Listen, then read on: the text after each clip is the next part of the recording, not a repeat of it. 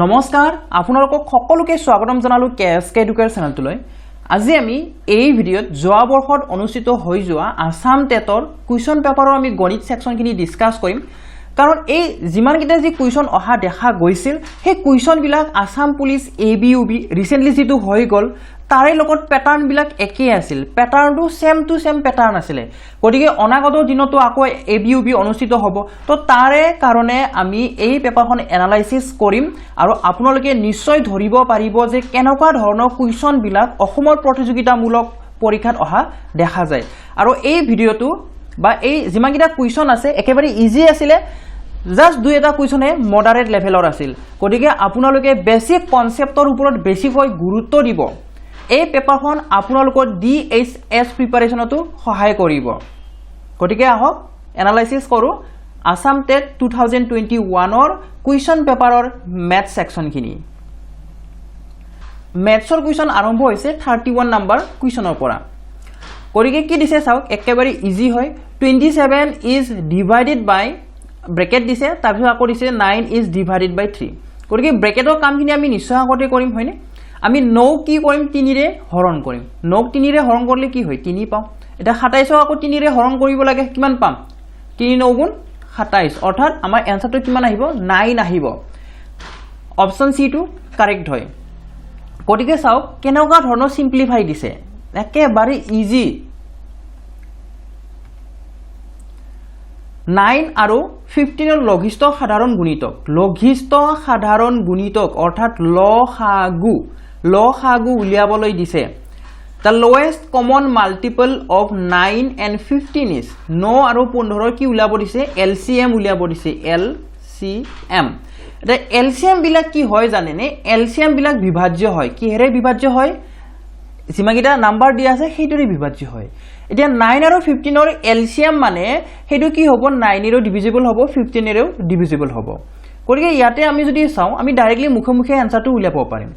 যদি 45 টো চাও 45 is divisible by 9 and also by 15 so answer to 45 হোৱাৰ পসিবিলিটি আছে আমি বাকি বিলাকো এনেদৰে চাব লাগিব 50 to 9 এৰে ডিভিজিবল নহয় গতিকে 50 LCM কেতিয়াও হ'ব নোৱাৰে 55 to 9 এৰে ডিভিজিবল নহয় গতিকে কেতিয়াও LCM হ'বই নোৱাৰে 60 to কি নহয় 60 is not divisible by 9 so 60 to কেতিয়াও কি হ'ব নোৱাৰে LCM হ'ব নোৱাৰে কাৰণ কেতিয়াবা এনেকুৱাও দিব পাৰে যে এনেকুৱা এটা অপচন আছে যেটো নেকি 9 এৰে ডিভিজিবল হয় আৰু 15 এৰে ডিভিজিবল নহয় এনেকুৱাও কোৱেশ্চন দিব পাৰে হয়নে তো হেতু কাৰণে আমি চেক কৰিব লাগিব আৰু ডাইৰেক্ট উলিয়াই দিবও পাৰি কাৰণ এটো আমাৰ কি হয় একেবাৰে সৰু এটা নাম্বাৰ হয় 9 আৰু 15 আমি ডাইৰেক্টলি উলিয়াই দিব পাৰো 3 ৰে যদি চাও 3 3 গুণ 9 আৰু 3 5 গুণ 15 এইগিটা হৈছে LCM 3 3 গুণ 9 আৰু 9 5 গুণ 45 so right answer is 45 right answer is option A 45 এতিয়া আগবাঢ়িছো নেক্সট কুৱেশ্যনটো লৈ গতিকে এনেকুৱা ধৰণৰ কুৱেশ্যন আপোনালোকে নিশ্চয় প্ৰেক্টিস কৰিব আমি নেক্সট যেটো ক্লাস কৰিম নেক্সট ক্লাছত আমি LCM and HCF ৰ ওপৰতে ক্লাস কৰিম LCM and HCF ৰ ওপৰত কেইটামান কুৱেশ্যন লৈ আহিম আপোনালোকে প্ৰেক্টিস কৰিব পাৰিব নেক্সট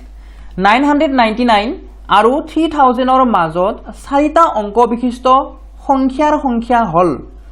চাও কিছুমানে ইয়াতে বহুত কনফিউজ হৈ আছে যে এই কুৱেশ্যনৰ এনসাৰ 2000 হ'ব নে 2001 হ'ব এইটোৰ ওপৰত কি হয় কনফিউজ লাগি আছে গতিকে মই আশা কৰো আপোনালোকৰ কনফিউজ নিশ্চয় দূৰ হৈ যাব 999 আৰু 3000 ৰ মাজৰ কথা কৈছে অৰ্থাৎ আমি 999 টো বাদ দিবটো লাগিবয়ে লগতে 3000 আমি বাদ দিব লাগিব আৰু চাওক মাজত যিমানকিটা অংক বা যিমানকিটা সংখ্যা থাকিব গুটেকিটা চাৰিটা অংক বিশিষ্টয়ে হয় হেতু মনত ৰাখিব 999 বাদ দিয়াৰ লগে লগে কি আহি যায় 1000 আহি যাব 1000 টো কি চাৰিটা অংক যুক্ত নহয় নেকি 4 ডিজিট নাম্বাৰ নহয় নেকি নিশ্চয় হয় গতিকে মাজত যিমানখিনি যি থাকিব যেইটা থাকিব গুটেকিটা কি হয় চাৰিটা অংক বিশিষ্ট হয় 4 ডিজিট নাম্বাৰছ হয় এই কুৱেশ্যনৰ এনসাৰ দিয়াৰ আগত আপোনালোকক মই সিম্পল এটা কনসেপ্ট বুজাই দিম চাওক 1 and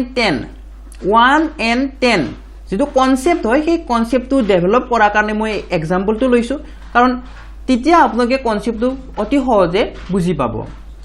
1 and 10 মাজত কেইটা নাম্বাৰ আছে বুলি যদি খুদু আপোনালোকে সকলোৱে এনসাৰ দিব পাৰিব যে 8টা নাম্বাৰ আছে হয়নে 8 numbers are there between 1 and 10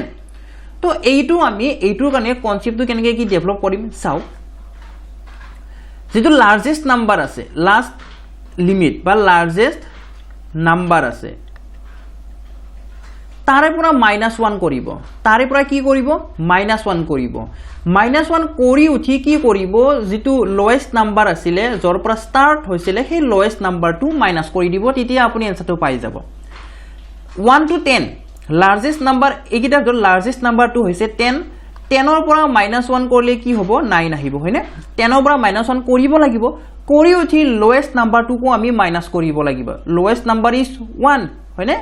ইয়াত আমাৰ লোৱেষ্ট নাম্বাৰ হৈছে 1 গতিকে আমি -1 কৰিম 10 ৰ পৰা 1 মাইনাস কৰিলে থাকিব 9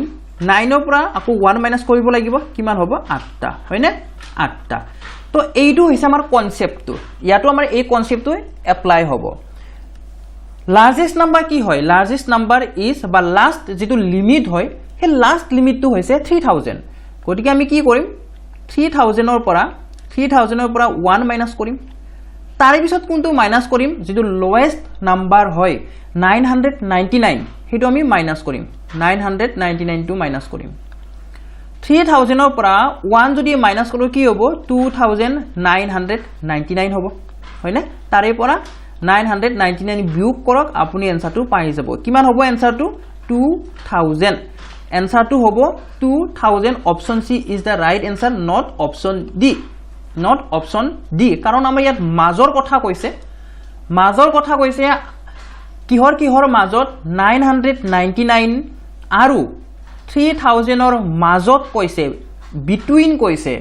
আৰু 999 টো বাদ দিয়াৰ লগে লগে আমাৰ 1000 আহি যাব আৰু 1000 টো কি হয় আমাৰ চাৰিটা অংক বিশিষ্ট হয়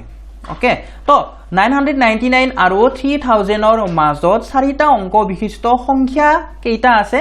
2000 টা আছে এতিয়া আইছো নেক্সট কোৱেশ্চনটো লৈ এইটো এটাই যি অলপমান মডাৰেট লেভেলৰ কোৱেশ্চন আছিল কাৰণ বাকিটা একদম ইজি চাও কেনেকৈ কি কৰিম এইটো অকমান কনসেপচুৱেল কোৱেশ্চন আহিছিল x ৰ মান দিয়া আছে যদি x is equal to 9 plus 4√5 হয় তেন্তে আমি কি উলাব লাগে √x minus 1 by √x ৰ মান কিমান হ'ব সেইটো আমি উলাব লাগে তো এইটো কি কৰিব পাৰি a minus b whole square এইটো ফৰ্মুলাত পেলাই কিনো আমি কৰিব পাৰো হয়নে সেইটো ফৰ্মুলাটো আমি কৰিব পাৰো চাওক এইটো চাওক প্ৰথমতে আমি যদি এইখিনি ভাঙি দিও তেতিয়া কি হ'ব √x minus 1 by √x এইখিনি যদি ভাঙি দিও তেতিয়া কি হ'ব আমি এলসিয়াম হ'ব আমাৰ এলসিয়াম হ'ব √x into √x দুটা পূৰণ কৰিলে হ'ব x আৰু ওপৰত আহিব -1 x minus 1 is divided by √x এইখিনি যদি ভাঙি দিও এইখিনি যদি ভাঙি দিও তেতিয়া আমি কি পাম x minus 1 upon √x এইখিনি আহি যাব এতিয়া আমি কি কৰিম জানেনে এতিয়া আমি এই যে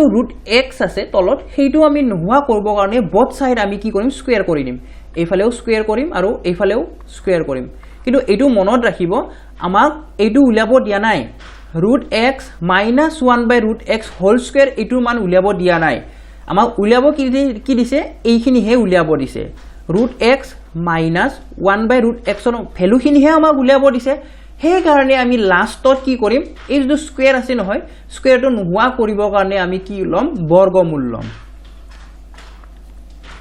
এতিয়া ভ্যালু কিটা পুট কৰি দিম আমি চাওক ইয়াতে x ৰ ভ্যালু কিমান দিয়া আছে 9 plus 4√5 দিয়া আছে এফালে আছে -1 হোল স্কয়াৰ তো এইখিনি এটা কথা কৈ দিও আগতে ভ্যালু কিটা পুট কৰাৰ আগতে x -1 হোল স্কয়াৰ হ'ব আৰু তলত কি হ'ব তলত √x টো যেটো স্কয়াৰ আছে গটিকে কি হ'ব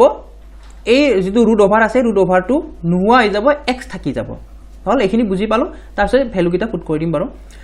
x আছে তলত গটিকে x ৰ হ'ব 9 plus 4√5 এতিয়া কিমান কি মান আহিব চাও 9 ৰ পৰা আমি যদি 1 মাইনাস কৰো 8 থাকিব হয়নে 8 plus 4√5 আহি যাব এটো হোল স্কয়াৰ হৈ আছে ওপৰখিনি হোল স্কয়াৰ হৈ আছে তলত কিন্তু হোল স্কয়াৰ নাই কিয় তলত হোল স্কয়াৰ নাই কাৰণ এইটো স্টেপত চাব এইখিনি স্টেপত চাব এইটো স্টেপত কাৰণ এইটো স্টেপত কি হৈছিল এই যেটো ৰুট ওভাৰ x আছে এইটো স্কয়াৰ হৈ আছিল কাৰণে এই ৰুট ওভাৰটো নোহোৱা হল আৰু x এ থাকি গল এটা এইখিনি আমি কি কৰো a + b হোল স্কয়াৰত ভাঙি দিও h square a + b whole square a square আহিব প্ৰথমতে অৰ্থাৎ h square is 64 h square is 64 আধাত গুণ 64 প্লাস লিখি দিছো 2 * 8 * 4 √5 প্লাস এইটো হৈছে মানে 2 * a * b তাৰপিছত আহে b স্কয়াৰ হলে কি হ'ব 4 স্কয়াৰ is 16 আৰু এইফালে √5 স্কয়াৰ আহিলে কি হ'ব 5 হ'ব অৰ্থাৎ 16 * 5 which is 80 এইখিনি দেখুৱাই দিছো বাৰু h square plus 2 * 8 * 4 √5 plus 4 √5 whole square এইখিনি ভাঙিলে কি পাম আধাত গুণ 64 প্লাস 2 আঠ গুণ 16 তাৰ পিছত 16 4 গুণ কিমান হ'ব 64 √5 প্লাস 4 4 গুণ 16 16 5 গুণ 80 হয়নে আমি লিখিম ইটো তলত থাকিব 9 + 4 √5 9 + 4 √5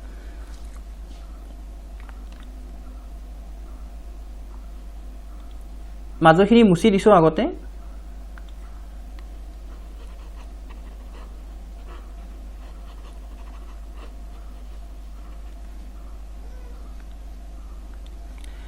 এখিনি কিমান পালো আমি 64 প্লাস ইয়াৰে কিমান আছিল 64 √5 প্লাস 80 গুটেখিনি স্টেপ বাই স্টেপ দেখুৱাই দিছো যাতে বুজি পোৱাত সহজ হৈ যায় আৰু তলত আছে 9 + 4 √5 ওকে তো এইখিনি কেনেকুৱা কি হ'ব চাও 64 plus 80 কিমান হ'ব 64 plus 80 হ'ব 144 plus 64 √5 upon 9 plus 4 √5 আকৌ এইখিনি মুছি দিছো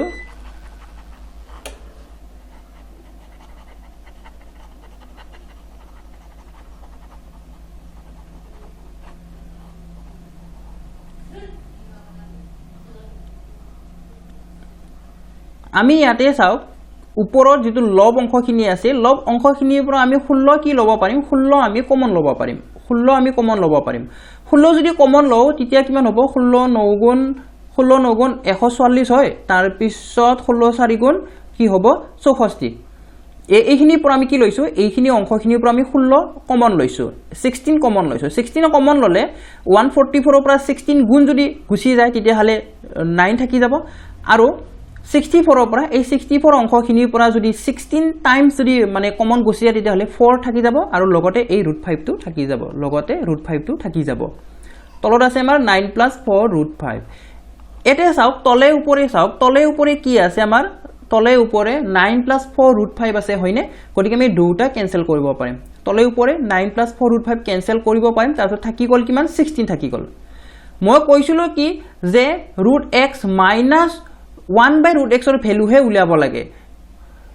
√x - 1/√x হোল স্কয়াৰ নহয় সেইকাৰণে আমি স্কয়াৰটো এইফালে যদি আনো কি হ'ব √ওভাৰ লব লাগিব মই যে কৈছিলো কি লব লাগিব বৰ্গমূল লব লাগিব বুলি মই প্ৰথমতে কৈ দিছো সেই কাৰণে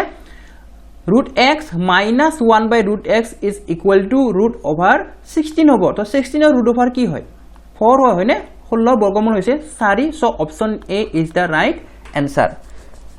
আশা কৰিছো আপোনালোকে ধৰিব পাৰিছে কাৰণ এইটোৱে যে এনেকুৱা ধৰণৰ কোৱেশ্চন আহিছিলে মডাৰেট লেভেলৰ কোৱেশ্চন আহিছিলে নেক্সট কোৱেশ্চন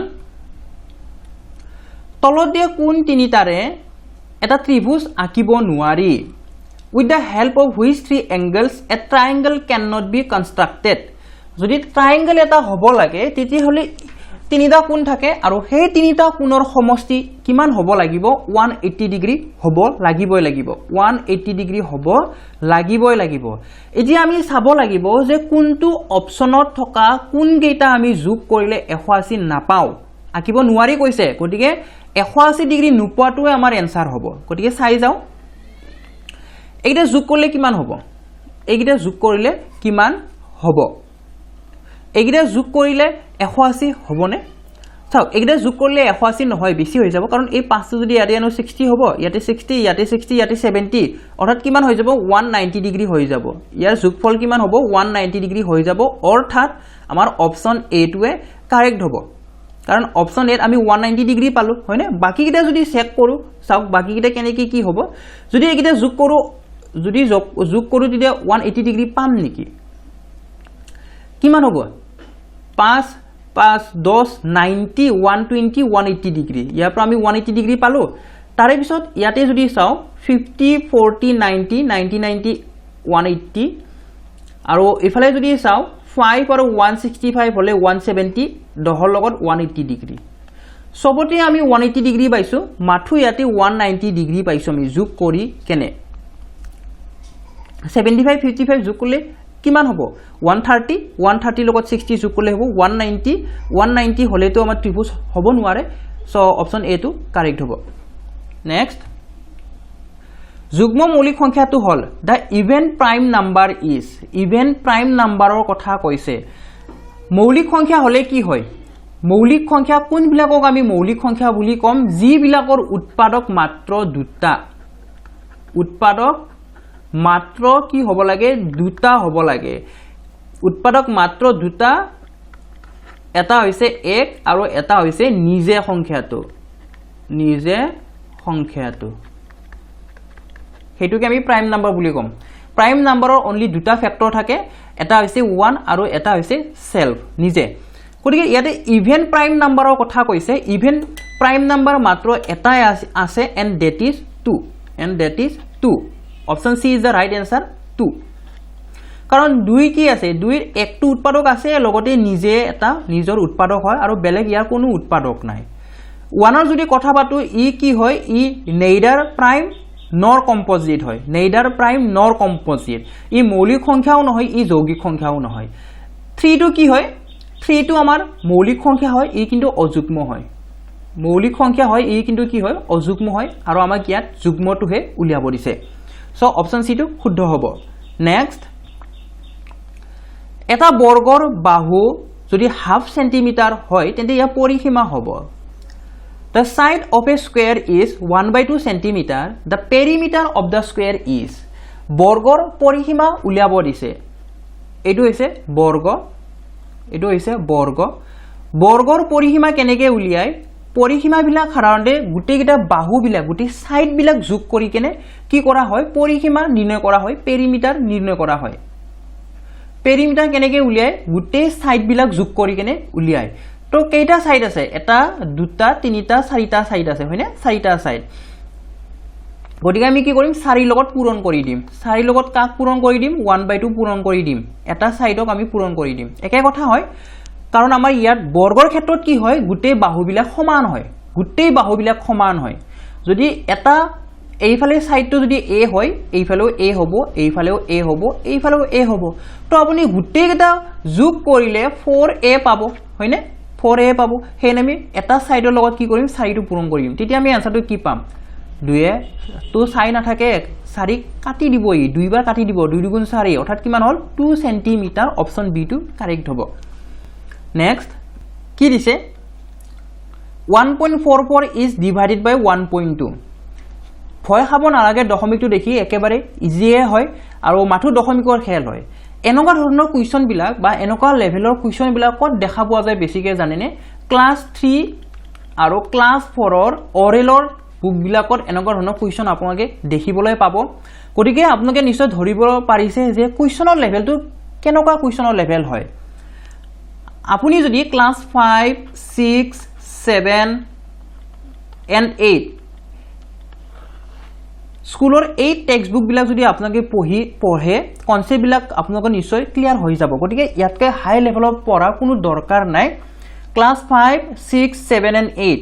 এই চাৰিটা ক্লাছৰ মেথছৰ কিতাপখন আমি যদি পঢ়ো ভালদৰে চাও আমাৰ গুটেখিনি কনসেপ্ট ক্লিয়াৰ হৈ যাব কাৰণ ইয়াতকৈ হাই লেভেলৰ কুৱেশ্যন খুব কমেই দিয়ে চাওক ইয়াতে মাথু দশমিকৰ খেল হয় যদি 1.44 টো আমি 1.2 ৰে হৰণ কৰো তেতিয়া আমি কি পাম হেতু খুদিছে তো দশমিকটো প্ৰথমতে নাই বুলি ধৰক প্ৰথমতে আমি যদি দশমিকটো নাই বুলি ধৰো তেতিয়া হলে 144 is divided by 12 হয় তেতিয়া আমি কি পাওঁ এনসাৰটো 12 পাওঁ আৰু 12 ৰ নিচিনা আধিটো আমাৰ সকলোতে আছে মাত্ৰ দশমিকৰ ইফাল সিফাল আছে কৰবাত শূন্য আছে হয়নে এনেকুৱা ধৰণৰ আছে তো এতিয়া চাও আমি যদি এই দশমিক দুটা যদি নোহোৱা কৰিব লাগে তেতিয়া কিহেৰে আমি মাল্টিপ্লাই কৰিব লাগিব আমি 100 ৰে আমি তলে উপৰে মাল্টিপ্লাই কৰি দিম তেতিয়া আমাৰ এই দুটাৰ আগতে দশমিক আছিল সেই দশমিকটো নোহোৱা হৈ যাব ওকে তো ওপৰত হ'ব 144 তলত কিমান হ'ব 12 into 10 কেনেকৈ কি 12 into 10 হয় চাওক 1.2 into 100 1.2 into 100 মানে কি হয় 1200 হ'ব হয়নে 1200 হ'ব এটা অংকৰ আগত দশমিক আছে এটা অংকৰ আগত দশমিক দিলু তেতিয়া কি হল এই শূন্যটো নোহোৱা হৈ গল আৰু মই এই 120কে 12 পূৰণ 10ৰ আধিত লিখিছো কিয় লিখিছো অলপ পিছতে আপোনালোকে গম পাব 144ক আমি যদি 12 ৰে হৰণ কৰো 12 পাম হয়নে এনসাৰ ইজ 12 আৰু এই 10 ৰে হৰণ হৈ আছে নে নাই 10 ৰে হৰণ হৈ আছে এটা শূন্য আছে তাৰ মানে কি হল 1.2 ইজ দা ৰাইট এনসাৰ 1.2 আছে অপচন এ অপচন এ টো শুদ্ধ হ'ব অপচন এ টো শুদ্ধ 1.2 নেক্সট NME ICT কোন বৰ্ষত আৰম্ভ কৰা হৈছিল in which year NME ICT was launched কেতিয়া আৰম্ভ কৰা হৈছিল খুব ৰিপিটেড কোৱেশ্চন হয় এটো 2009 তো আহিছিল 2009 তো আহিছিল 2021 তো আহিল আৰু আগৰ বৰ্ষটো আহিছিল 2012 মানতো এই কোৱেশ্চনটো আহিছিল সো খুব ৰিপিটেড কোৱেশ্চন হয় বাৰে বাৰে এটোকে দি আছে ৰাইট এনসাৰ ইজ 2009 ফেব্ৰুৱাৰী মাহত লঞ্চ কৰা হৈছিল 2009 ৰ ফেব্ৰুৱাৰী মাহত দুটা নিৰ্দিষ্ট বিন্দুৰ মাজেৰে কেইডাল সৰল ৰেখা আঁকিব পাৰি সৰল ৰেখা বুলি আমাক কৈয়ে দিছে how many lines can be drawn through two given points এটো এটা বিন্দু এই দুটা বিন্দুৰ মাজেৰে আমি কেইডাল সৰল ৰেখা এনেকৈ সিধাকৈ আঁকিব পাৰিম এনেকৈ সিধাকৈ আঁকিব পাৰিম আমি এটো এটা পইণ্ট কেইডাল আঁকিব পাৰিম এডালে আঁকিব পাৰো যদি বহুডাল আঁকিব লাগে সেইটো আমাৰ বক্ৰৰেখা এনেদৰে বক্ৰৰেখা হৈ যাব গতিকে দুটা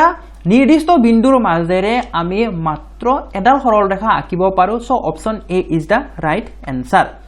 চাও ক্যালকুলেশন কৰিব লগা প্ৰশ্ন প্ৰায় আহাই নাই হয়তো কিছু মানে এইবোৰ কোৱেশ্চন 10-15 মিনিটতে কৰিব পাৰিছে নিশ্চয় কৰিব পাৰিছে কিছু মানে কাৰণ ইমান ইজি আহিছিল হয়নে নেক্সট কোৱেশ্চন 12 আৰু 30 ৰ সাধাৰণ উৎপাদক হল সাধাৰণ উৎপাদক কমন ফেক্টৰ উলিয়াব দিছে তো যেটো অপচনত দিয়া থাকিব সেই অপচনেৰে আপুনি 12 আৰু 30 ক ডিভাইড কৰি দিয়ক যেটোৰে দুটা ডিভিজিবল হয় হেতুৱে এনসাৰ হয় এটা 12 আৰু 30 ক দুটাকে আমি এই অপচনৰ কোনটোৰে দুটাকে ডিভাইড কৰিব পাৰিম দুটাকে হেতুৱে আমাৰ কমন ফেক্টৰ হ'ব সাধাৰণ উৎপাদক হ'ব অপচনটো 6 হ'ব কাৰণ 6 ৰে আমি 12 কো ডিভাইড কৰিব পাৰো 30 কো ডিভাইড কৰিব পাৰো 12 ৰে আপুনি 12 ক ডিভাইড কৰিব পাৰিব কিন্তু 30 ক নোৱাৰে 15 ৰে আপুনি 30 ক ডিভাইড কৰিব পাৰিব ডিভিজিবল হয় 30 কিন্তু 12 টো নহয় সো কমন ফেক্টৰ এইকিটা নহয় 30 ৰে আপুনি 30 হে ডিভাইড কৰিব পাৰিব 12 ক নোৱাৰে সো এইটো আমাৰ এনসাৰ নহয় হয়নে তো অপচন দেখি আমি ডাইৰেক্ট সেকেন্ডতে এনসাৰ দিব পাৰিম যদি আপুনি উলিয়াই চাই যেটো নৰমাল মেথড আছে সেই নৰমাল মেথডে উলিয়াই চাব পাৰে কি হ'ব তেতিয়া 12,30 আমি 2 ৰে ডিভাইড কৰি যাম 2 6 গুণ 12 15 2 গুণ 30 আকৌ আমি কি কৰিম আকৌ আমি 3 ৰে ডিভাইড কৰিব পাৰিম হয়নে 3 2 গুণ 6 আৰু 3 5 গুণ 15 আৰু এইটো হৈছে এই দুটা হৈছে আমাৰ কমন ফেক্টৰ হয় 2 3 গুণ 6 so option A is the right answer next এটা ঘনকৰ আয়তন এইটো ৰিপিটেড কোৱেশ্চন হয় এটা ঘনকৰ আয়তন 64 সেন্টিমিটাৰ কিউব হলে ঘনকটোৰ বাহুৰ দৈৰ্ঘ্য হল the volume of a cube is 64 centimeter cube the age of the cube is আমাৰ কি দিছে আয়তন দিছে ঘনকৰ আয়তন এইটো এটা ঘনক হয় ইয়াৰ আয়তন দিছে আয়তন বুলি কলে মই এই ভিতৰৰ জায়গাখিনি কিমান দিছে ভলিউম দিছে কিমান দিছে 64 সেন্টিমিটাৰ কিউব তো ঘনকৰ পৰা আমি কি উলাব লাগে এটা বাহু উলাব লাগে গতিকে ঘনকৰ আয়তন কি হয় a কিউব হয় কি হয় a কিউব বাহু কিউব গতিকে আমি কি উলাব লাগে a উলিয়াব লাগে তো a কিমান হ'ব আমি 64 ৰ ঘনমূল নিৰ্ণয় কৰিব লাগে which is 4 64 ৰ ঘনমূল হৈছে 4 centimetre so option b is the right answer option b is the right answer কাৰণ আপুনি যদি 4 4 4 তিনটা পূৰণ কৰে আপুনি 64 পাই যাব 4 4 16 16 4 64 okay so option b to correct হ'ব গতিকে ইয়াতে মনত ৰাখিবলগীয়া কথাটো কি জানেনে মনত ৰাখিবলগীয়া কথাটো হৈছে যে ঘনক এটাৰ আয়তন কি হয় আয়তন হৈছে বাহু কিউব বা বাহু পূৰণ বাহু তাকে আপুনি বাহু কিউব বুলি মনত ৰাখিব পাৰে আয়তন দিয়া থাকিলে ঘনমূল নিৰ্ণয় কৰিলে আপুনি বাহুটো পাই যাব বাহু দিয়া থাকিলে আয়তন উলিয়াব দিলে তাকে তিনিবাৰ পূৰণ কৰি দিয়ক আপুনি আয়তন পাই যাব ওকে নেক্সট কোৱেশ্চন এটা বৰ্গৰ বাহুৰ দৈৰ্ঘ্য a হলে কালি হ'ব the area of a square of side a is কি দিছে বৰ্গ দিছে আৰু কি উলাব লাগে কালি উলাব লাগে গতিকে বৰ্গৰ কালি কি হয় এটা কনসেপ্টটো হেতু হয় বৰ্গৰ কালি হৈছে বাহু পূৰণ বাহু এটা বাহুৰ মাপ a বুলি দিয়ে দিছে গতিকে a পূৰণ a হ'ব which is a square option b is the right answer next question এইটো ৰিপিটেড কোৱেশ্চন হয় এই কোৱেশ্চনটো ৰিপিটেড কোৱেশ্চন হয় 2019 ত অহা কোৱেশ্চন এইটো অলৰেডি ধৰা হল দুটা সংখ্যাৰ লসাগু আৰু গসাউ ক্ৰমে 276 আৰু 3 যদি তাৰে এটা সংখ্যাৰ 1/3 মান 23 হয় তেন্তে আনটো সংখ্যা হল ইয়াতে চাওক আমাক এটা সংখ্যা ডাইৰেক্টলি দিয়া নাই কাৰণ আমাৰ ফৰ্মুলাটো কি আছিল লসাগু এলসিএম পূৰণ গসাউ HCF is equal to a into b আছিল হয়নে ফৰ্মুলাটো এইটো হয় কিন্তু ইয়াতে উলিয়াবৰ কাৰণে আমাক ডাইৰেক্টলি a নহলে b ৰ মানটো দিয়া নাই ইনডাইৰেক্টলি দি থৈ দিছে যে ইয়াৰে কোনোবা এটাটোৰ সাপোজ ধৰিলো a ৰ ভ্যালু কি বুলি দিছে জানানে a টো আমি যেতিয়া তিনটা ভাগ কৰিম 1 যেতিয়া আমি তিনিটা ভাগ কৰিম তাৰে এই এটা অংশখিনিত কি পৰে 23 পৰে এটা অংশখিনিত কি পৰে 23 পৰে এতিয়া এই গুটেখিনি হৈছে a ইয়াৰে 3 ভাগৰ এক অংশখিনিৰ মানহে 23 দিয়া আছে গতিকে গুটেখিনি পাবৰ কাৰণে কি কৰক 3 ৰে পূৰণ কৰি লওক প্ৰথমতে তেতিয়া আপুনি a ৰ ভ্যালু পাই যাব a 3 into 23 তেতিয়া কিমান হ'ব আমাৰ 69 a ৰ ভ্যালু হৈছে 69 এতিয়া আমি b ৰ ভ্যালু নিৰ্ণয় কৰিব লাগে গতিকে b কি হ'ব b is equal to LCM into HCF is divided by a হয় না LCM দিয়া আছে 276 HCF দিয়া আছে 3 আৰু a দিয়া আছে 69 আমি কি কৰো 3 ৰে ডিভাইড কৰিলো 69 তেতিয়া কিমান বাৰ যাব 23 টাইমছ যাব হয় না এটা এই 23 টাইমছ 23 ৰে আমি 276 ক ডিভাইড কৰিম তেতিয়া কিমান পাম 23 ৰে যদি 27 ক প্ৰথমতে ডিভাইড কৰো একবাৰ যাব একবাৰ গলে এফালে যাব 446 অৰ্থাৎ কিমান বাৰ যাব দুইবাৰ যাব অৰ্থাৎ টোটাল হ'ব 12 অৰ্থাৎ आंसर হ'ব 12 option C is the right answer আশা কৰিছো আপোনালোকে ধৰিব পাৰিছে একেবাৰে বাৰে বাৰে অহা কোৱেশ্চন হয় এইটো ইয়াতে এলসিএম দিয়া আছে এইচসিএফ দিয়া আছে আৰু আমি এই দুটাৰ যিকোনো এটা উলিয়াব লাগে এটাৰ কাৰণে হিন্টস দিয়া আছে যে 1/3 মান কিমান হয় 23 হয় মানে এটা সংখ্যা আমি যদি তিনটা ভাগ কৰো তাৰে এটা ভাগত 23 পৰে তেতিয়ালে সংখ্যাটো কি হ'ব ফাৰ্স্ট সেইটো আমি উলাব লাগিব গতিকে এইটো যেটো অংক হয় এইটো যেটো কোৱেশ্চন হয় প্ৰবলেম হয় ইয়াতে আপোনাকৰ দুটা স্টেপ আছে এটা স্টেপ হৈছে সংখ্যাটো আমি প্ৰথমতে নিৰ্ণয় কৰিব লাগিব সংখ্যাটো আমি প্ৰথমতে মানে এটা সংখ্যাটো আমি প্ৰথমতে নিৰ্ণয় কৰিব লাগিব from this point এইটো পইণ্টৰ পৰা এইটো হিন্টস লৈ কেনে আমি এটা সংখ্যাটো প্ৰথমতে নিৰ্ণয় কৰিব লাগিব তাৰে পিছতে আমি আনটো সংখ্যা নিৰ্ণয় কৰিব পাৰিম নেক্সট তলৰ কোনটো প্ৰকৃত ভগ্নাংশ which of the following is a proper fraction মানে কি হয় লবটো আমাৰ কি হ'ব লাগে লবটো সৰু হ'ব লাগে কিহতকৈ হৰতকৈ অৰ্থাৎ ওপৰটো সৰু তলৰটো ডাঙৰ ওপৰটো সৰু তলৰটো ডাঙৰ ওপৰত সৰু পৰ আছে এটো আছে হয়নে তো অপচন এ টো শুদ্ধ হ'ব 1/2 is a proper fraction. 3/2 অপ্রকৃত ভগ্নাংশ, 5/3 অপ্রকৃত ভগ্নাংশ, 7/5 অপ্রকৃত ভগ্নাংশ। প্রকৃত ভগ্নাংশ হৈছে অপশন A2। নেক্সট কুৱেশ্যন, এটা চুঙাৰ ব্যাস 5 সেন্টিমিটাৰ আৰু আয়তন 650 সেন্টিমিটাৰ কিউব হলে চুঙাটোৰ উচ্চতা হল। হয়তো ম্যাক্সিমামৰে এই কুৱেশ্যন কৰোতে সময়টো অকমান গৈছে, কাৰণ ইয়াতে কি হয়, ইয়াতে আপুনি এক্সাক্ট ভ্যালু নাপাব। এই কুৱেশ্যনত আপুনি এক্সাক্ট ভ্যালু নাপায়। ইয়াতে আমি উচ্চৰে পাজৰে থকা ভ্যালুটোহে আমি লব লাগিব, উচ্চৰে পাজৰে থকা ভ্যালুটো। গতিকে কি দিছে চাওক, ব্যাস দিছে 5 সেন্টিমিটাৰ। সো ব্যাসাৰ্ধ কিমান হ'ব, ৰেডিয়াস কিমান হ'ব, ৰেডিয়াস r is equal to 5/2 হ'ব, হয়নে, 5/2 সেন্টিমিটাৰ। চুঙাৰ আয়তন দিয়া আছে, ভলিউম দিয়া আছে, v is equal to 650 centimetre cube. উলিয়াব কি লাগে, উচ্চতা হাইট উলিয়াব লাগে। ওকে, তো চুঙাৰ আয়তনৰ ফৰ্মুলা কি হয় মনত ৰাখিব লাগিব সেইখিনি, হয়নে, পাই r square into h is equal to কি হ'ব, v ভলিউম অৰ্থাৎ 650, ডাইৰেক্ট মান পাতি দিছো। উলিয়াব কি লাগে, h উলিয়াব লাগে। গতিকে পাই r স্কয়াৰ আমি লৈ যাম, লৈ গলে কি হ'ব, 650 তলত বহিব, পাই r স্কয়াৰ তলত বহিব,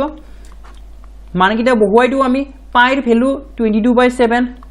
আৰু r ৰ ভ্যালু হৈছে 5/2, স্কয়াৰ আছে ইয়াতে, সো 5/2 ইনটু 5/2 দুবাৰ লিখিম আমি, দুবাৰ লিখিম।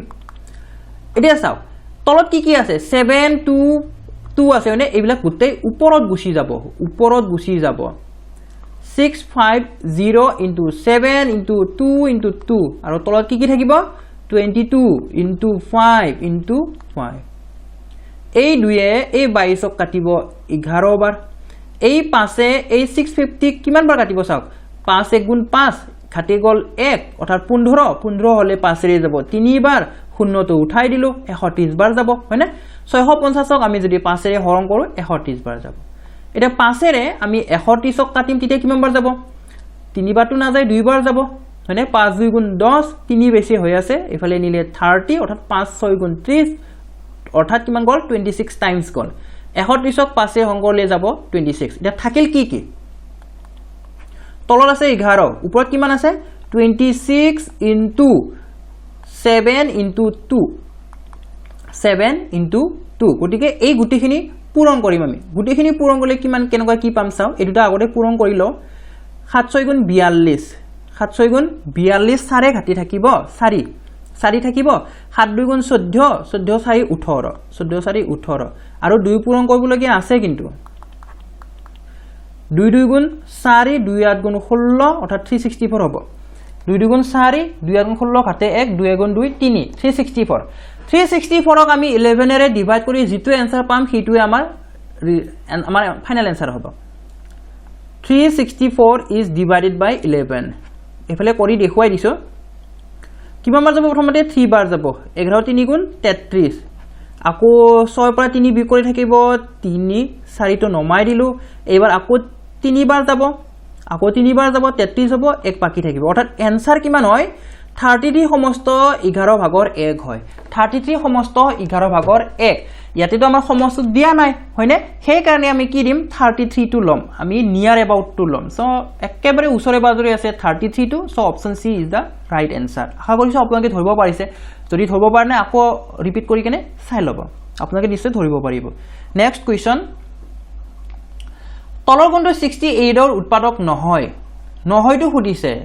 Which of the following number is not a factor of 68? এতিয়া 68 ৰ ফ্যাক্টৰ বুলি ক'লে যিমান বিলাক সংখ্যা আছে যিবোৰেৰে আমি 68ক ডিভাইড কৰিব পাৰিম, হৰণ কৰিব পাৰিম, সেইবোৰে হৈছে 68 ৰ ফ্যাক্টৰ, সেইবোৰে হৈছে 68 ৰ 68 ৰ উৎপাদক হয়। তো 2 ৰে আমি 68ক হৰণ কৰিব পাৰো, অবিয়াসলি পাৰো, কাৰণ ইয়াৰ ইউনিট ডিজিটটো যেটো এককৰ স্থান আছে হেতু 8 আছে, যুগ্ম সংখ্যা হয়, সেই কাৰণে আমি 2 ৰে ডিভাইড কৰিব পাৰো। সো 2 টো এটা কি হয়, 68 ৰ এটা উৎপাদক হয়। 4 ৰে যাবনে না যায়, 4 ৰেও যাব, হয়নে, 4 ৰেও যাব, 68 টো 4 ৰে ডিভিজিবল হয়, ডিভিজিবল হয়, ডিভাইড কৰিলে কিমান পাম আমি, ডিভাইড কৰিলে আমি 17 পাম, হয়নে, 17 পাম। 7 4 গুণ 28, 2 থাকিব, 7 গুণ 7 6, অৰ্থাৎ 68ক 4 ৰে ডিভাইড কৰিলে আমি 16 বাৰ পাও, অৰ্থাৎ 4 ৰেও ডিভিজিবল হয়।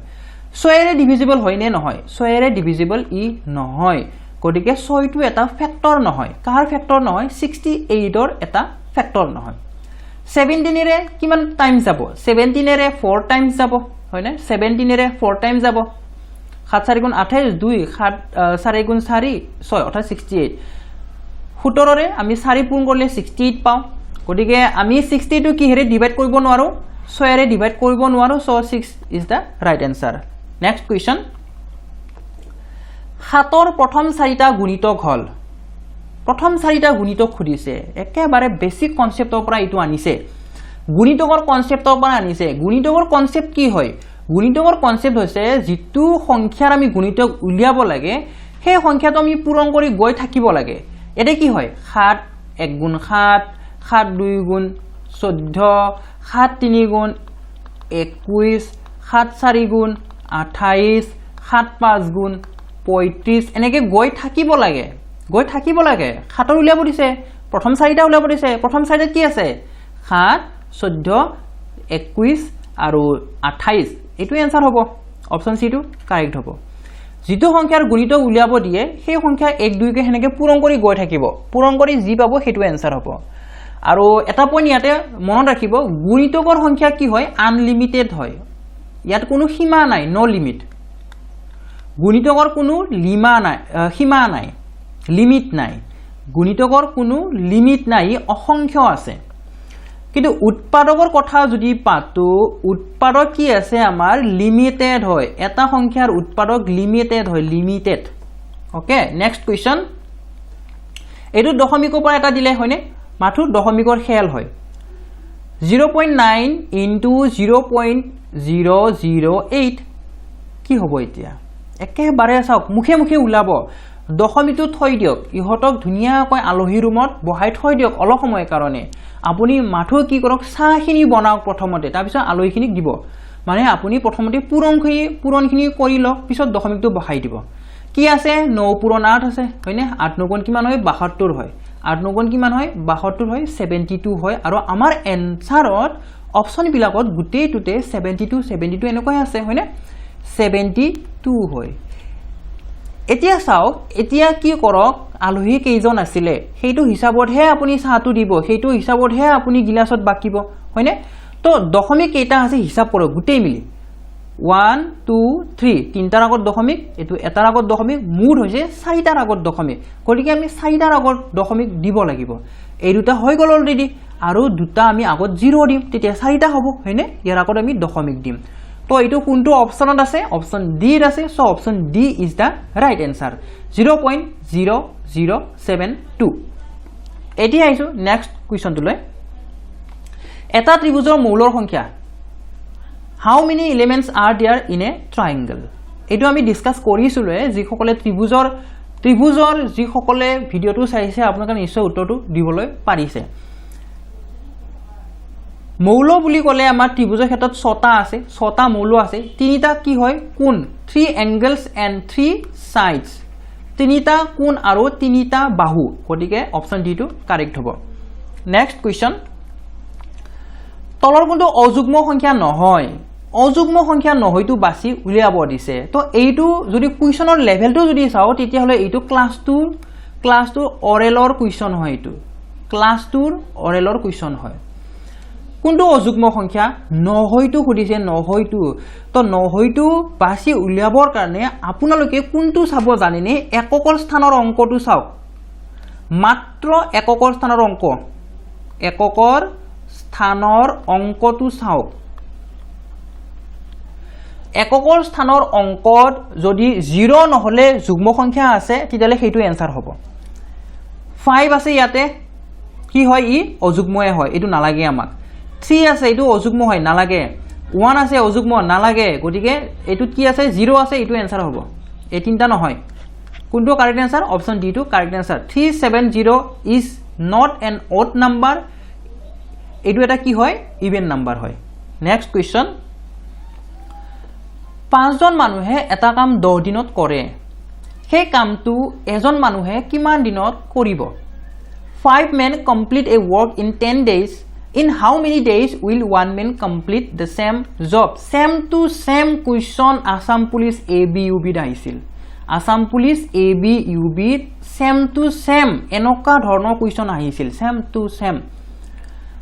চাওক বেছি মানুহ কম দিন বেছি মানুহ কম দিন বেছি মানুহ যদি কাম কৰে তেতিয়া কি লাগিব কম দিন লাগিব কম মানুহ বেছি দিন উল্টাটো হয় কম মানুহ কি হ'ব কম মানুহ হলে বেছি দিন হ'ব কম মানুহ হলে বেছি দিন লাগিব তো ইয়াতে এজন মানুহৰ কথা কৈছে এজন মানুহে অৰ্থাৎ দিনটো বেছি লাগিব হয়নে নহয় দিন বেছি লাগিব পূৰণ কৰি দিয়ক 5 দুগুণ 50 so option A is the right answer এজনৰ কাৰণে যদি উলিয়াব লাগে পূৰণ কৰি দিয়ক বেছিৰ কাৰণে যদি উলিয়াব লাগে হৰণ কৰি দিয়ক ওকে তো ইয়াতে যদি সুধিলে হেতেন যে 5 জন মানুহে এটা কাম 2 দিনত কমপ্লিট কৰিব পাৰে তেতিয়া হলে 10 জনে কিমান দিনত কমপ্লিট কৰিব পাৰিব এনেকৈ যদি সুধিলে হেতেন তেতিয়া হৰণ হল হেতেন আমাৰ বুজি পাইছে নে কেনেকৈ কি হল হেতেন চাও কি হ'ব 5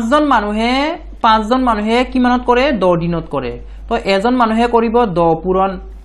5 গতিকে 10 জন মানুহে কিমান কৰিব 10 জন মানুহে 10 পূৰণ 5 is divided by 10 এনেকৈ কৰিব পাৰে নহলে ডাইৰেক্টলি আপুনি হাফ কৰি দিব পাৰে 10 কাটা গল 5 আনসাৰ হয়নে যদি মানে 5 জনৰ জায়গাত 10 জনৰ খুদিলে হেতেন গতিকে চাওক 5 জনৰ পৰা কিমান জন কৰিছে 10 জন কৰিছে মানুহ বাঢ়ি গল অৰ্থাৎ দিন কি হ'ব কমি যাব কিমান কমি যাব আধা কমি যাব 5 days এনেকৈ মুখে মুখে উলিয়াব পাৰি হেতু কাৰণে বাৰে বাৰে কৈ আহিছো কি হয় যিটো নেকি টপিক আছে হেতু প্ৰথমতে একেবাৰে বেসিক লেভেলৰ পৰা চাই যাও তাৰ ভিতৰে বাকি বিলাক প্ৰেক্টিস কৰি থাকিব নেক্সট কোৱেশ্চন নৰ প্ৰথম 5টা গুণিতকৰ গড় কিমান the average of the first 5 multiples of 9 is প্রথম 5টা গুণিতকৰ কথা কৈছে দিয়ক প্ৰথম 5টা গুণিতকৰ কথা তো নৰ প্ৰথম 5টা গুণিতক কেনেদৰে পাম আমি 1 ৰ লগত পূৰণ কৰিলে পাও 2 ৰ লগত পূৰণ কৰিলে পাও 3 ৰ লগত পূৰণ কৰিলে পাও 4 ৰ লগত পূৰণ কৰিলে পাও 5 ৰ লগত পূৰণ কৰিলে আমি নর প্রথম 5টা গুণিতক পাই যাম কথাটো হল কি লাগে গড় লাগে গড় মানে কি সমানে সমানে গড় মানে কি সমানে সমানে যদি সিরিয়ালি গৈ আছে মাজৰটোৱে গড় হয় এটো সিৰিয়ালি গৈ আছে মাজৰটোৱে গড় হ'ব ওকে গুণিতকৰ কৈছে অৰ্থাৎ আপুনি মাল্টিপ্লাই কৰি দিয়ক কিহেৰে 9 এৰে 9 3 গুণ 27 সো 20 দা ৰাইট আনসাৰ 27 নৰ প্ৰথম 5টা গুণিতকৰ গড় হৈছে 27 নেক্সট তলত উল্লেখ কৰা সংখ্যাবোৰৰ ভিতৰত অমিলটো বাছি উলিওৱা choose the number which is different from others in the group তো চাওক এইটো আমি দুটা কনসেপ্টত কৰিব পাৰো দুটা কনসেপ্ট যদি চাব যাও তেতিয়াহলে আমাৰ এনসাৰটো দুটা ওলাই এটা হৈছে যদি আমি ভালদৰে যদি নাম্বাৰ কিটা অবজাৰ্ভ কৰো আমি ইয়াত যুগ্ম সংখ্যা আৰু অযুগ্ম সংখ্যাৰ বাছি কেনে যুগ্ম আৰু অযুগ্ম বাছি কেনে আমি এনসাৰটো দিব পাৰো যুগ্ম আৰু অযুগ্ম বাছি কেনে এনসাৰটো দিব পাৰো কাৰণ 25 তো অযুগ্ম আছে 25 অযুগ্ম আছে বাকি কিটা যুগ্ম আছে কিন্তু কথাটো হল ইয়াতে আমাক স্কয়াৰ নাম্বাৰো দিছে পাৰফেক্ট স্কয়াৰ নাম্বাৰো দিছে তো হেতুৰ কাৰণে আমি এই কনসেপ্টটো আমি কনসিডাৰ নকৰো এই কনসেপ্টত থৈতো আমি আনসাৰ দিব পাৰো নো ডাউট কিন্তু আমাৰ আনসাৰটো হেতু আমি বেছিবা ক্ষেত্ৰত আমাৰ হেতু কাৰেক্ট নহব কাৰণ ইয়াত পাৰফেক্ট স্কয়াৰও আছে পাৰফেক্ট স্কয়াৰ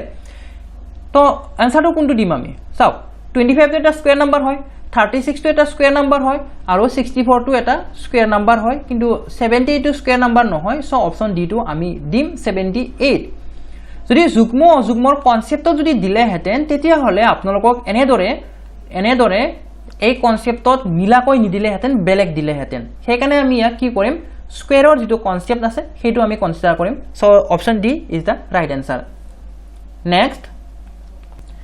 A আৰু B নিৰ্দিষ্ট বিন্দু দুটাৰ দূৰত্ব 5 সেন্টিমিটাৰ আৰু AB ৰ ওপৰত থকা C এনে এটা বিন্দু যাতে AC 3 সেন্টিমিটাৰ হয় যদি AC দৈৰ্ঘ্য 6% বঢ়াই দিয়া হয় তেন্তে CB দৈৰ্ঘ্য কিমান হ্ৰাস পাব A and B are two fixed points 5 centimeter apart and C is a point on AB such that AC is 3 centimeter if the length of AC is increased by 6%, the length of CB is decreased by তো কৈছে কি কেনেকুৱা কি হৈছে ইয়াতে চাওক এ আৰু B এফালে এ আৰু এফালে বি আছে টোটাল দৈৰ্ঘ্য আছে টোটাল লেন্থ হৈছে ইয়াৰ 5 সেন্টিমিটাৰ আৰু কৈছে কি যে এ বিৰ ওপৰত এটা কি আছে বিন্দু আছে হৈছে সি যাতে কি হয় এসি এইখিনি দৈৰ্ঘ্য কিমান হ'ব 3 সেন্টিমিটাৰ হ'ব তেতিয়াহলে এইখিনি দৈৰ্ঘ্য কিমান হ'ব 2 সেন্টিমিটাৰ হ'ব হয়নে আমি মুখে মুখে উলিয়াব পাৰো এইখিনি যে এসি হৈছে 3 সেন্টিমিটাৰ আৰু বিসি বা সিবি হৈছে 2 সেন্টিমিটাৰ ওকে তো এটা কথাটো কৈছে কি যদি মই এই যেটো 3 আছে 3 সেন্টিমিটাৰ আছে ইয়াক যদি 6% বঢ়াই দি দিও তেতিয়ালে এইফালে কি ডিক্ৰিজ হ'ব মানে এনেকুৱাটা কৰিব লাগে এনেকুৱাটা ইনক্ৰিজ কৰিব লাগে এই সি বিন্দুটো এইফালে লৈ আনিব লাগে কিমান পার্সেন্টেজ লৈ আনিব লাগে বলো 6% লৈ আনিব লাগে এইফালে 6% লৈ আনিব লাগে যদি লৈ আনিব লাগে তেতিয়া হলে বিসি ৰ ডিক্ৰিজ কিমান হল হেতু খুদিছে সো আমি কি কৰিম আমি প্ৰথমতে 6% ৰ 6% নিৰ্ণয় কৰো 6% of 3 আমি নিৰ্ণয় কৰো তেতিয়া কিমান হ'ব 6 3 গুণ 18 হয়নে 18/100 which is 0.18 তো কেনেকৈ কি কৰিলো সব 6% মানে হৈছে 100 ভাগৰ 6 6% মানে কি হয় 100 ভাগৰ 6 হয় পূৰণ 3 6 3 গুণ 18 তলত 100 আছে সো দশমিকত বহাই দিলে কি হ'ব 0.18 অৰ্থাৎ কথাটো এনেকুৱা ধৰণৰ হল যেটো এ এফালে বি এফালে সি আছিল এই যে সি এসি আছে হয়নে এই এসি তো আমি 0.18 সেন্টিমিটার এইফালে ঠেলি দিলো এইফালে ঠেলি দিছো বিৰ ফালে ঠেলি দিছো কিমান ঠেলি দিছো 0.18 সেন্টিমিটাৰ ঠেলি দিছো তো ঠেলি দিয়াৰ লগে লগে এইফালে বিসি ৰ কিমান পাৰ্সেন্টেজ ডিক্ৰিজ হৈ গল হেতু খুদিছে বিসি ৰ কিমান পার্সেন্টেজ ডিক্রিজ হল কিমান পার্সেন্টেজ কমি গল তো বিসি আছিল আগতে কিমান 2 কিমান কমাব লাগে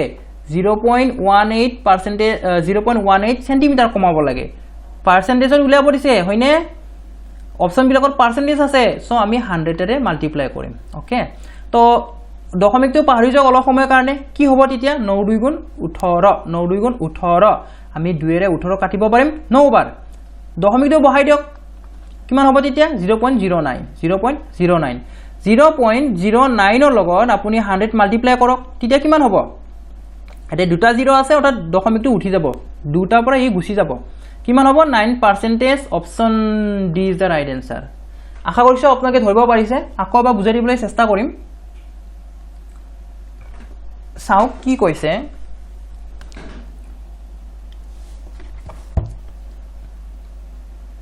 এনেকৈ আছে এ বি ওকে মাজত আছে সি আৰু এইখিনি হৈছে 3 সেন্টিমিটাৰ আৰু এইখিনি হৈছে 2 সেন্টিমিটাৰ আমি এসি কি কৰিব লাগে 6% বঢ়াই দিব লাগে এইখিনি বঢ়াব লাগে তো বঢ়াব লাগে মানে এই যেটো বিন্দু আছে ন ইটো ইফালে ঠেলি দিব লাগে ওকে ইফালে ঠেলি দিব লাগে তো 6% of 3 মানে কিমান হয় সেইখিনি আমি প্ৰথমতে নিৰ্ণয় কৰো তেতিয়াহে গম পাম যে কিমানখিনি বাঢ়িলে এসি কিমান হ'ব 6% মানে হৈছে 100 ভাগৰ 6 পূৰণ 3 6 3 গুণ হৈছে 18 তলত আছে 100 অৰ্থাৎ কিমান হল 0.18 আমি বঢ়াব লাগে অৰ্থাৎ এইফালে 0.18 সেন্টিমিটাৰ ঠেলি দিব লাগে কাৰ ফালে এসি বিন্দুটো ইফালে বিৰ ফালে অৰ্থাৎ বিৰ কমি গল কিমান কমি গল হেতু পার্সেন্টেজত উলিয়াব লাগে গটিকে বিসি আছিল আগতে 2 কিমান কমিলে 0.18 সেন্টিমিটার কমিলে পার্সেন্টেজত লাগে সেই কাৰণে 100 ৰে পূৰণ ওকে তো 2 এ 0.18 কিমান বা কাটে 0.09 বাৰ কাটে 0.09 into 100 কৰিলে আমি পাম 9% অপশন ডিটো কারেক্ট হয় নেক্সট কি দিছে যদি 2994 is divided by 14.5 is equal to 172 তেন্তে 29.94 is divided by 1.45 যদি কৰো তেতিয়া হলে কিমান পাম প্ৰথমতে কি দিছে চাও